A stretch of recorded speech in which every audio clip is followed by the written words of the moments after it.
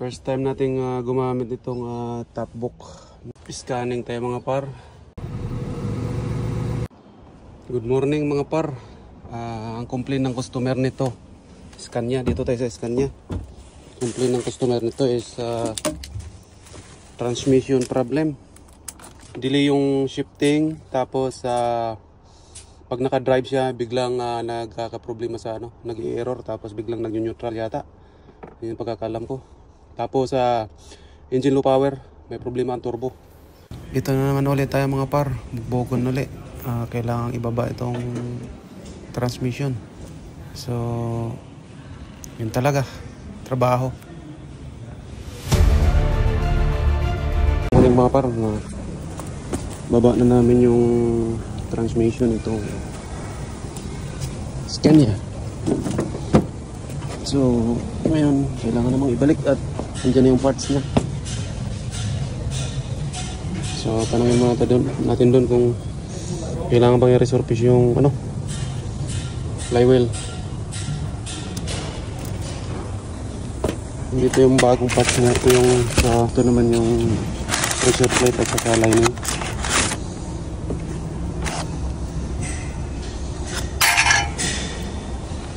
Ito na naman.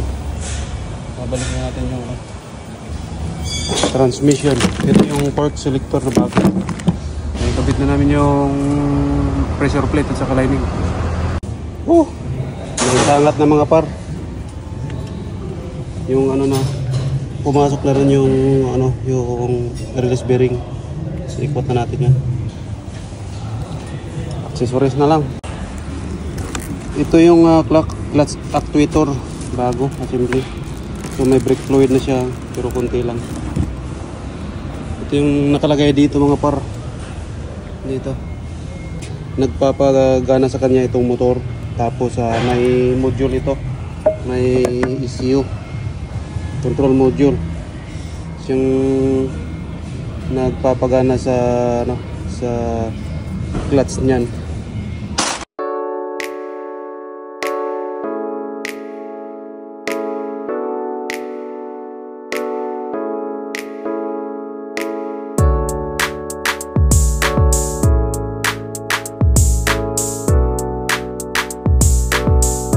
Ito na yung turbo mga par. Scania original. Bagong bago yung turbo niya mga par. Magkaano kaya to? Brand new. Yung luma kasi, ito yung naputol Ito yung turbo boost actuator. Naputol ito. Kaya wala na siyang boosting. Kaya naglo-low power yung makina. Naman ng customer, palitan ng bago. Kakabit na natin ito mga par.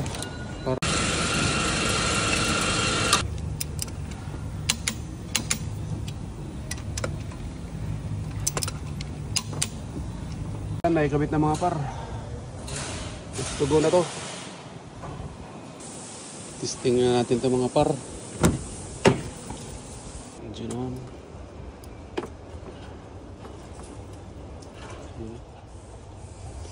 Natin mga par.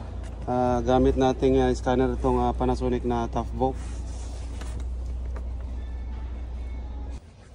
First time nating gumamit itong Toughbook na scanner. Scan natin siya kasi may check engine sign. Scanning tayo mga par. Communication error. Series.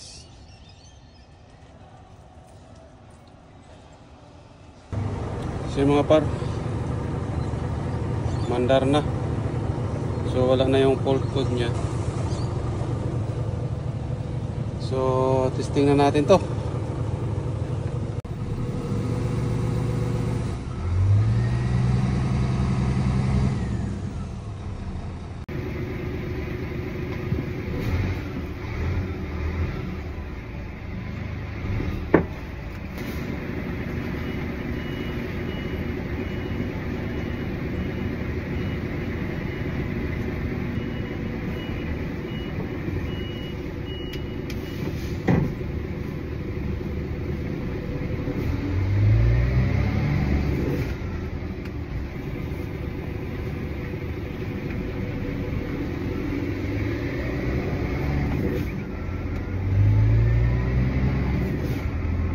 nag-upshift na. Maganda na mag-upshift.